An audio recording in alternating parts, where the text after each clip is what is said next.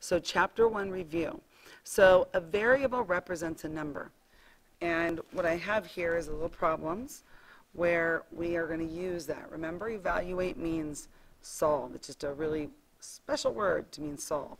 So we know it's p minus 4 when p equals 2. So we're going to come back in here and we're going to plug it in. And 2 minus 4 is a negative 2. One's negative, one's positive. You subtract them. 4 is a larger number than 2. 4 has the negative. The answer has the negative. So that's my answer.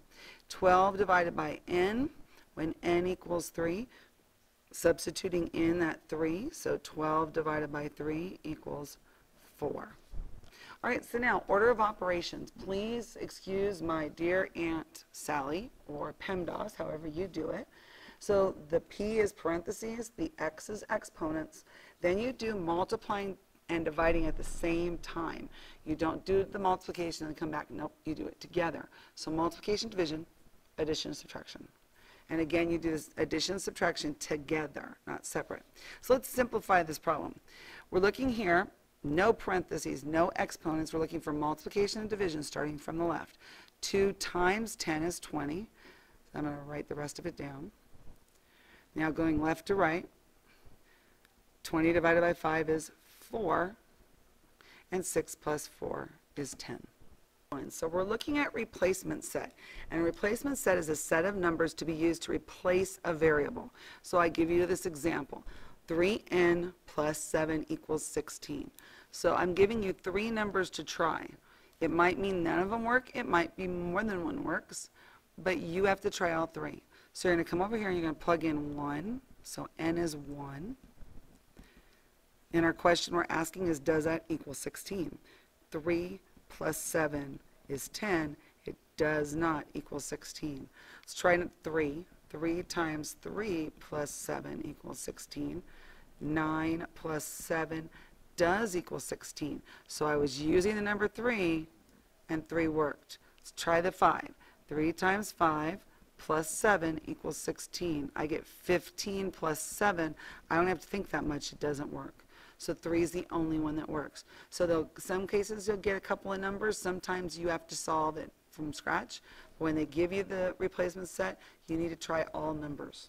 So like I said a second ago, sometimes they give you numbers, sometimes they just have you solve. So in the case of this one, they just want you to solve it. They haven't given you a replacement set.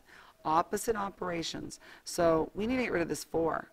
And division, the opposite of division is multiplication. 4 divided by 4 is 1. I get C equals 24. Okay. So in this problems, we're looking at 2 equations, and they tell us the equations are equivalent or equal. What was done to the first equation to get to the second?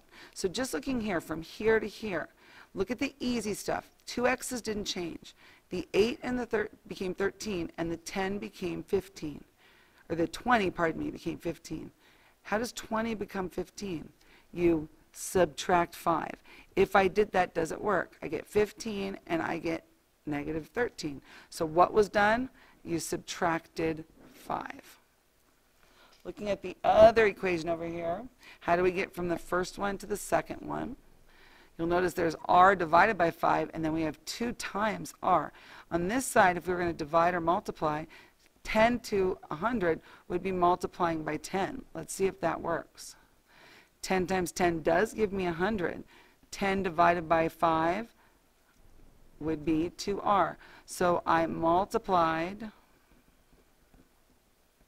by 10.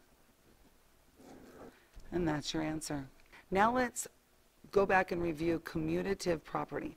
And commutative property means you can change where they sit. They can commute from one place to another, just like I talked about with your parents in their car. If they work, and they work in an area not in Santee, they have to commute from here to that spot.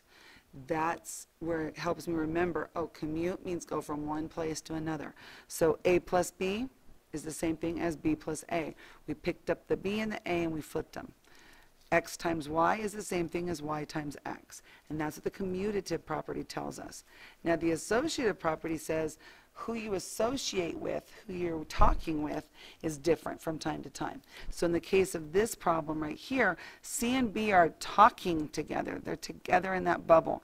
And now they want to associate with somebody else, so the A and the B are talking in the bubble. Same thing down here, the Y and the Z are talking in the bubble. We want to associate with someone else. So instead of that, we move it over, and now the X and the Y are associating with each other. All right. The identity property. The identity property, we're looking at A plus 0 is still A. And A times 1 is still A. If you multiply by 1, that's the identity property of multiplication, you're going to get the same number.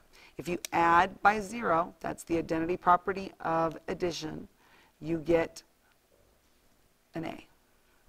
So now we're going to use some of that knowledge to help us rewrite some problems here, or rewrite these fractions.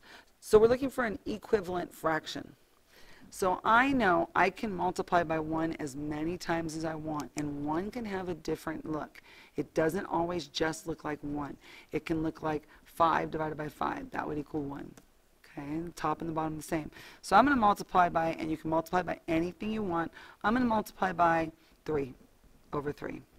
So 4 times 3 is 12, 5 times 3 is 15, so I have written an equivalent fraction right there. We're going to calculate here. I want you to notice the difference when you have a parenthesis and you don't. The square root, or the square, is here outside the parentheses. This one's here at the end of the 5. This means everything inside the parentheses you have to square. So let's do order of operations, parentheses. 4 times 5 is 20.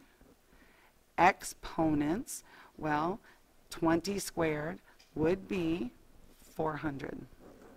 Over here, no parentheses, but there are, or is, a exponent.